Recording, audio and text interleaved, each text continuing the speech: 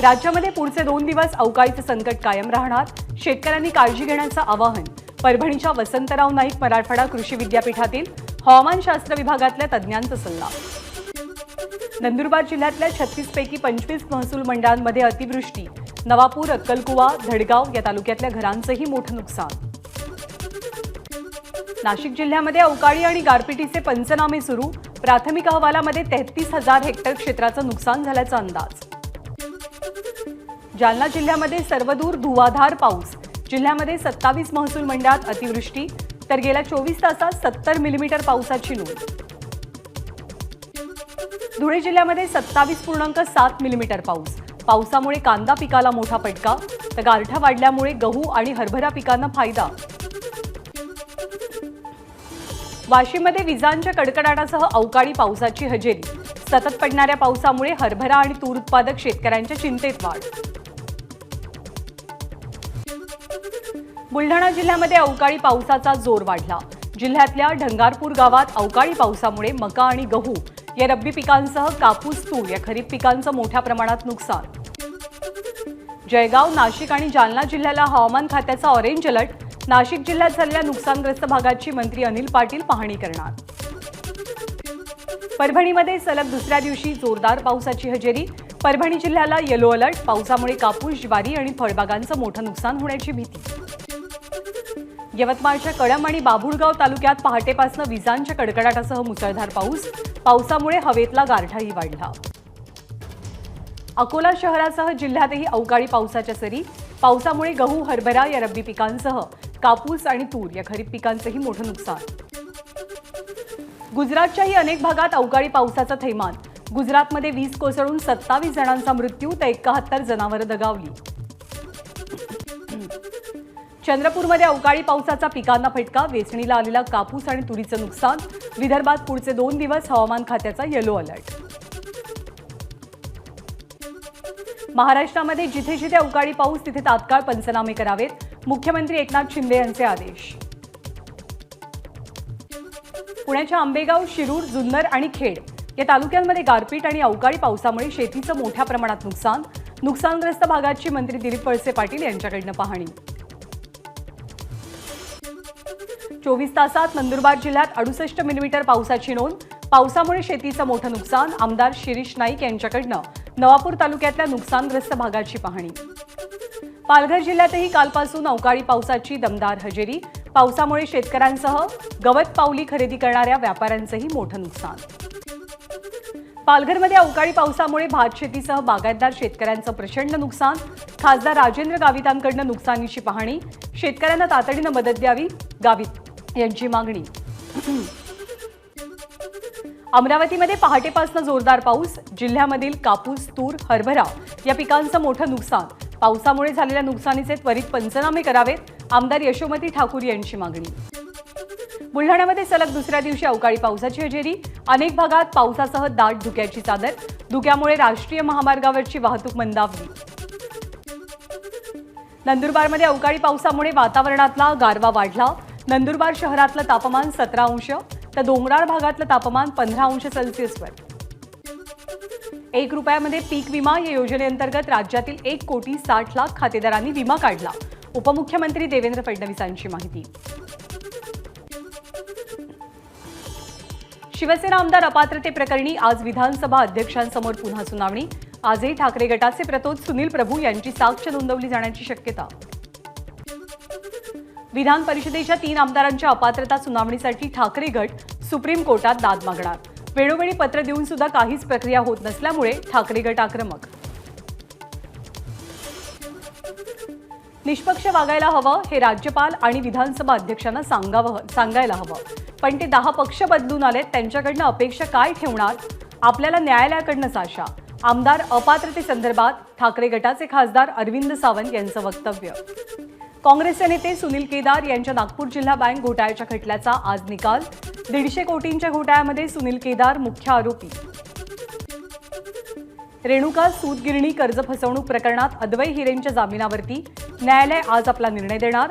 कायद्याच्या चौकटीत निर्णय घेऊन हिरेंना जामीन मिळेल, वकील असीम सरोदेंना विश्वास. हायवे कन्स्ट्रक्शनचे मालक रोमिन छेडा यांच्या पोलीस कोठडीत 29 नोव्हेंबरपर्यंत वाढ. ऑक्सिजन प्लांट घोटाळा प्रकरणी छेडा यांना मुंबई पोलिसांच्या आर्थिक गुन्हे शाखेनं अटक केली आहे. मराठी पाटी नसल्यास आजपासून पालिका दंडात्मक कारवाई करणार. 48 टीम्सकडनं 24 वॉर्डांमध्ये झाडाझडती. मनसेच्या भूमिकेकडेही विशेष लक्ष. दुकानांवरच्या पाट्या मराठी भाषेत असाव्यात या मागणीसाठी शिवडी लालबाग विधानसभा मतदारसंघाचे आमदार अजय चौधरी यांचं आंदोलन. मतदारसंघातील दुकानांवरचे नामफलक मराठीमध्ये करण्याची मागणी. मराठी पाट्यांच्या मुद्द्यावरती मनसे आक्रमक. कुर्ल्यातल्या फिनिक्स मॉलला मनसैनिकांकडनं 10 दिवसांचं अल्टिमेटम. व्यापारी वर्गाला पुरेसा वेळ मिळालाय, त्यामुळे आता मराठीमधनंच पाट्या हव्यात. काही पक्ष आपली पोळी भाजण्याचं काम करतील, पण त्यांचा फायदा होऊ देऊ नका, आशिष शेलार यांचं वक्तव्य. सोलापूरमध्ये मराठी पाट्या लावण्याच्या मुद्द्यावरनं मनसे आक्रमक. नवी पेठ बाजारपेठेतल्या दुकानांवरील इंग्रजी पाट्यांवरती मनसेनं काळं फासलं, तर इंग्रजी पाट्यांची तोडफोड. शेतकऱ्यांच्या प्रश्नावरती रविकांत तुपकर यांचं अन्नत्याग आंदोलन. आज बुलढाण्यामधनं हजारो शेतकऱ्यांसह रविकांत तुपकर मंत्रालयाकडे रवाना होणार. सरकार पडणार असं सांगणारे ज्योतिषी थकले. मुख्यमंत्री एकनाथ शिंदेंचा आपल्या विरोधकांवरती निशाणा. निळवंडे धरणातनं सोडलेलं पाणी जायकवाडी धरणात पोहोचलं. नाशिकमधल्या धरणातनं सोडलेलं पाणी आज पोहोचेल. नाशिकच्या नांदूर मध्यमेश्वर धरणातनं जायकवाडीच्या दिशेनं पाणी सोडलं. धरणाचे 4 दरवाजे खुले. लहान मुलांसह नागरिकांची धरणावरती मोठी गर्दी. रोहित पवार यांची युवा संघर्ष यात्रा हिंगोलीमध्ये. यावेळी रोहित पवारांनी येलदरी धरणात लुटला पोहण्याचा आनंद. लायकी शब्द मागे घेतो. माझाच्या 0 आवर कार्यक्रमात मनोज जरांगे यांची प्रतिक्रिया. तर छगन भुजबळ ओबीसींसाठी कलंक, जरांगेंची टीका. शिंदे समितीचं काम केवळ निजाम कालातील नोंदी तपासण्याचं होतं. संपूर्ण महाराष्ट्रात सरसकट कुणबी प्रमाणपत्र देण्याची मागणी आम्हाला मान्य नाही, छगन भुजबळांची भूमिका. कुणबी दाखले बेकायदेशीर असतील तर त्यांना ओबीसी प्रमाणपत्र द्यावंच लागेल. कुणबी दाखले जर कायदेशीर असतील तर त्यांना ओबीसी प्रमाणपत्र द्यावंच लागेल. मोठ्या प्रमाणात दाखले मिळत असल्यामुळे भुजबळांना प्रश्न पडला असेल तर त्यांनी मुख्यमंत्री आणि उपमुख्यमंत्र्यांशी बोलावं. मंत्री हसन मुश्रीफ यांचं वक्तव्य. भुजबळांचा आजचा चेहरा हा खरा नाही, भास्कर जाधव यांची टीका. तर भुजबळांचा आजचा ओबीसी समाजाचा नेता बनण्याचा हा केविलवाणा प्रयत्न हा नकली चेहरा आहे, भास्कर जाधव यांची टीका. समाजामध्ये तेढ निर्माण करण्याचं काम सुरू. दंगलींच्या मागे फक्त आणि फक्त सरकारचा हात असल्याचा अंबादास दानवेंचा आरोप. तर मुख्यमंत्र्यांचं मंत्र्यांवरती नियंत्रण नाही, भुजबळांवरनं दानवेंची टीका. देवेंद्र फडणवीसांनी राजीनामा द्यावा अशी मागणी भुजबळांनी करावी. भुजबळ देवेंद्र फडणवीसांपेक्षा सिनियर आहेत, त्यामुळे फडणवीसांनाही भुजबळांचं ऐकावं आणि राजीनामा द्यावा, आमदार रोहित पवारांचं वक्तव्य. ओबीसी आरक्षणाला कुठलाही धक्का न लावता मराठ्यांना आरक्षण मिळणार आहे, त्यामुळे सर्वांनी शांत राहावं, मंत्री दीपक केसरकरांचं आवाहन. ऋषिकेश बेदरेचा मास्टरमाइंड सिल्वर ओकवरती होता की मातोश्रीवर, याची गृह खात्यानं चौकशी करावी. शिंदे गटाच्या प्रवक्त्या ज्योती वाघमारेंची मागणी. तर जातीमध्ये विष पसरवण्याचं काम राज्यात सुरू, वाघमारेंचं विधान.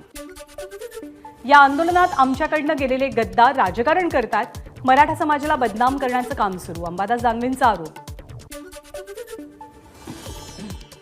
आंतरवाली सराटीतल्या दंगलीमागे शरद पवार गट आणि ठाकरे गटातले लोक.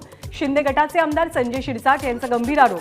घटनाक्रम न पाहता तातडीने दोन्ही गटातले नेते तिथे गेले कसे, शिरसाट यांचा सवाल. बीड जाळपोळ आणि हिंसाचार प्रकरणातील आरोपी पप्पू शिंदेचे फोटो पाहिल्यावरती भाजप नेत्यांनी सांगावं की बीडच्या हिंसाचारात कुणाचा हात होता, मुख्यमंत्री एकनाथ शिंदे का खासदार श्रीकांत शिंदे. राष्ट्रवादी युवक काँग्रेसचे नेते मेहबूब शेख यांचा ट्विटवरनं सवाल. मनोज जरांगेंनी केलेल्या सरसकट कुणबी प्रमाणपत्राच्या मागणीला शरद पवार आणि रोहित पवारांचा पाठिंबा आहे का, सदाभाऊ खोत यांचा थेट सवाल. 8 डिसेंबरला मनोज जरांगे पाटलांची नांदेडमध्ये 4 ठिकाणी सभा. जरांगेंच्या सभेला हजारोंच्या संख्येनं गर्दी होणार, सकल मराठा समाजाला विश्वास. मनोज जरांगे पाटील यांची 3 डिसेंबरला धुळ्यात सभा. मराठा सेवा संघाची पत्रकार परिषदेतनं माहिती. भिवंडीच्या शहापूरमध्ये ओबीसींच्या न्याय हक्कांसाठी बेमुदत उपोषण. मराठ्यांना सरसकट कुणबी प्रमाणपत्र न देण्याची मागणी. लोकसभेच्या जागा वाटपावरनं शिंदे गट आणि अजित पवार गटात वाद होण्याची शक्यता. भाजप 26 जागांवरती लढणार तर शिंदे आणि अजित पवार गटासाठी प्रत्येकी 11 जागा वाट्याला येण्याचा अंदाज. तर जागा वाटपासंदर्भात अद्याप कोणतीच चर्चा झालेली नाही. चर्चेनंतर जागा वाटपाचं अंतिम सूत्र निश्चित होईल, देवेंद्र फडणवीसांची माहिती. अभिजित पाटील यांची रयत शिक्षण संस्थेच्या सदस्यपदी निवड. अभिजित पाटील हे विठ्ठल सहकारी साखर कारखान्याचे चेअरमन आहेत. पक्षफुटीनंतर शरद पवारांकडून एकनिष्ठ कार्यकर्त्यांना संधी. 2.5 वर्ष घरात बसून राज्याला वाऱ्यावरती सोडणारे उद्धव ठाकरे हे राज्यासमोरचं संकट होते. ते दूर करण्यासाठी हनुमान चालिसेचं पठण केलं. नवनीत राणांचं वक्तव्य. धुळ्यामध्ये तरुणानं मुलींची छेड काढण्याच्या उद्देशानं तयार केलेला व्हिडिओ व्हायरल. आरोपी तरुण पोलिसांच्या ताब्यात. ज्या ठिकाणी हा व्हिडिओ तयार केला गेला त्याच परिसरात विद्यार्थिनींसमोर या तरुणाला शिक्षा देण्यात आली. खासदार प्रतापराव चिखलीकरांनी नांदेडमधील नागबर्डी देवस्थानच्या विकास कामांचा आढावा घेतला. विकास कामं वेळेवरती पूर्ण करावीत, खासदार चिखलीकरांच्या अधिकाऱ्यांना सूचना. चंद्रपूरमध्ये 27 ते 30 डिसेंबर दरम्यान राष्ट्रीय शालेय मैदानी स्पर्धा होणार. यासाठी 5000 खेळाडू आणि तांत्रिक अधिकारी चंद्रपूरमध्ये दाखल होणार. खेळाडूंसाठी विविध सांस्कृतिक कार्यक्रमांचं आयोजन. सुधीर मुनगंटीवारांची माहिती. बारामतीमधील red bird flying and training सेंटरच्या 9 अधिकाऱ्यांवरती गुन्हा दाखल. विमान अपघाताची चौकशी करण्यासाठी आलेल्या अधिकाऱ्यांच्या कामात अडथळा आणल्याप्रकरणी गुन्ह्याची नोंद. महाराष्ट्र मध्य प्रदेश सीमेवरती असलेल्या बाग नदीवरती माँ गंगा महाआरतीचं आयोजन. हजारो भाविकांकडून 5000 दिवे प्रज्वलित करत आरती संपन्न. चिपी विमानतळावरनं मुंबईच्या दिशेने येणाऱ्या विमानांचं उड्डाण रद्द. अचानक उड्डाण रद्द झाल्यामुळे प्रवासी आक्रमक. नाईट लँडिंगची सुविधा नसल्यामुळे उड्डाण रद्द झाल्याची माहिती.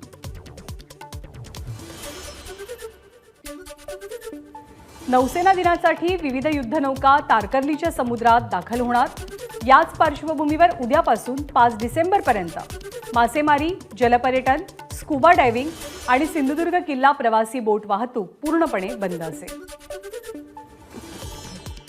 तारकर्ली समुद्रकिनारी नौदलाच्या जवानांकडून कंटिन्युटी ड्रिल.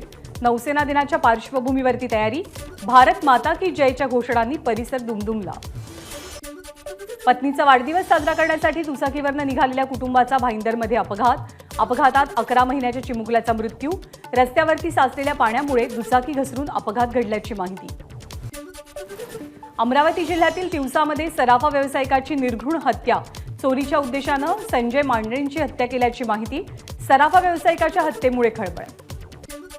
शेतकरी आणि श्वानाला बेशुद्ध करत 8 शेळ्या चोरल्याची घटना. सांगोला तालुक्यामधल्या बाकी शिवणीतला प्रकार. परिसरातल्या शेतकऱ्यांमध्ये भीतीचं वातावरण. देवदिवाळीनिमित्त वाराणसीमध्ये गंगेच्या घाटावरती आकर्षक दिव्यांची आरास.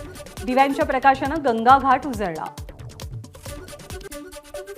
बोगदा निर्माण करणाऱ्या कंपनीशी प्रत्यक्ष किंवा अप्रत्यक्ष संबंध नाही.